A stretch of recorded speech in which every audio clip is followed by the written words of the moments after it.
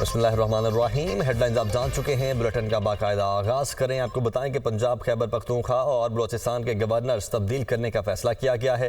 سردار سلیم Haider governor Punjab اور فیصل کریم کنڈی governor Khyber Pakhtunkhwa نامزد۔ فیصل کریم کنڈی کی حلف برداری کی تقریب آج گورنر ہاؤس پشاور میں ہوگی۔ نون لیگ نے شیخ جعفر مندوخیل کو گورنر بلوچستان بنانے کی منظوری دے دی ہے۔ وزیر اعظم شہباز شریف سے بلاول بھٹو زرداری کی ملاقات میں انہیں ایک بار پھر حکومت کا حصہ بننے کی پیشکش بھی کر دی گئی ہے۔ برطانیہ بلدیاتی انتخابات 107 کاؤنسلز میں سے 100 کے نتائج آ چکے ہیں۔ 1019 کاؤنسلرز کے ساتھ لیبر پارٹی پہلے نمبر پر موجود ہے۔ لبرل ڈیموکریٹس 487 کاؤنسلرز کے ساتھ دوسرے نمبر پر براجمان۔ حکومت جماعت کنزرویٹو پارٹی کے 463 اور 218 آزاد کاؤنسلرز بھی میدان میں ہیں۔ برطانوی وزیر اعظم رشی سونک بھی نتائج سے مایوس، کہتے ہیں محنتی اور کام کرنے والے کاؤنسلرز کھونا افسوس کی بات ہے۔ جبکہ لیبر پارٹی لیڈر سر کیئر سٹارمر نے کہا کہ نتائج سے کنزرویٹو پارٹی کو واضح پیغام ملا ہے کہ برطانیہ کے عوام رشی سونک اور ان کی ناقص پالیسی سے تنگ آ چکے ہیں۔ اسرائیل کا شام کے دارالحکومت دمشق میں فوجی اڈے پر فضائی حملہ۔ فوجی اڈے پر حملے میں 8 شامی فوجی شدید زخمی۔ اسرائیلی حملے سے ملٹری تنصیبات بھی آگ کی لپیٹ میں، بڑے پیمانے پر جانی اور مالی نقصان کا خدشہ ہے۔ حماس اسرائیل جنگ بندی معاہدے کی نئی تجاویز پر غور۔ امریکی خفیہ ایجنسی کے سربراہ ولیم برنس اور حماس کا وفد مصر پہنچ گیا۔ بات چیت میں مصری اور قطری حکام بھی شریک ہوئے۔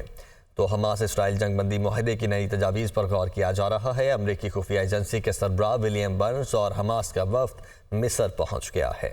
شام میں 3 فوجی چوکیوں پر کل عدم تنظیم داعش کے حملے۔ کل عدم دہشت گرد تنظیم کے حملوں میں 15 شامی فوجی شہید ہوئے، متعدد زخمی ہوئے۔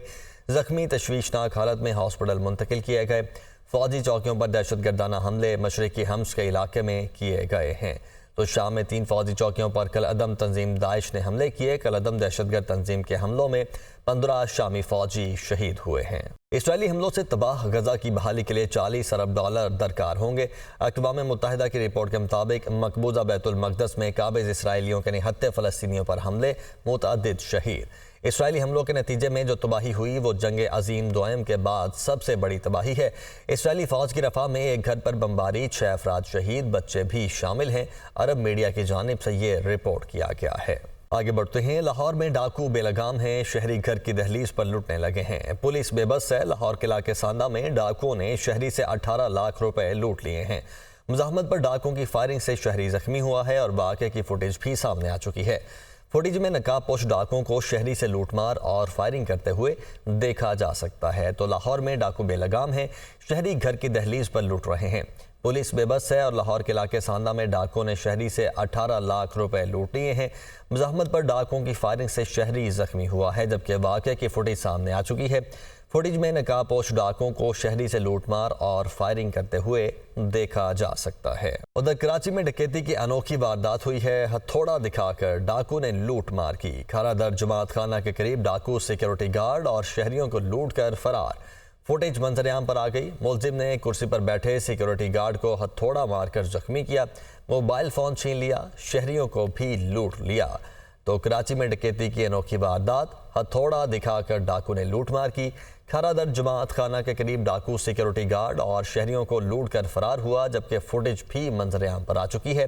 ملزم نے کرسی پر بیٹھے سیکیورٹی گارڈ کو ہتھوڑا مارا اور زخمی کیا، موبائل فون چھین لیا، شہریوں کو بھی لوٹ لیا۔ کراچی میں ہی شارع نور جہاں اور نصرت بھٹو کالونی میں پولیس اور رینجرز کا مشترکہ سرچ آپریشن اسٹریٹ کرمنلز کی علاقے میں موجودگی کی اطلاع پر کیا گیا۔ داخلی اور خارجی راستے سیل کر دیے گئے، جبکہ سرچ آپریشن کے دوران پولیس اور رینجرز کی بھاری نفری علاقے میں موجود رہی۔ شارع نور جہاں اور نصرت بھٹو کالونی میں پولیس اور رینجرز نے مشترکہ آپریشن کیا۔ سرچ آپریشن اسٹریٹ کرمنلز کی علاقے میں موجودگی کی اطلاع پر کیا گیا۔ داخلی اور خارجی راستے سیل کیے گئے، جبکہ سرچ آپریشن کے دوران پولیس اور رینجرز کی بھاری نفری علاقے میں موجود رہی۔ بہاول نگر کا رخ کرتے ہیں۔ 2 گروپوں میں مکان کے کرائے پر تصادم ہوا۔ مالک مکان تشدد کے باعث موقع پر ہی جاں بحق ہو گیا۔ جاں بحق شخص کی محمد نذیر کے نام سے شناخت ہوئی ہے، جبکہ لاش کو پوسٹ مارٹم کے لیے ہاسپٹل منتقل کر دیا گیا ہے۔ مالک مکان کو تشدد کا نشانہ بنانے والے ملزمان موقع سے فرار ہو گئے ہیں۔ تو 2 گروپوں میں مکان کے کرائے پر تصادم میں مالک مکان تشدد کے باعث موقع پر ہی جاں بحق ہو گیا۔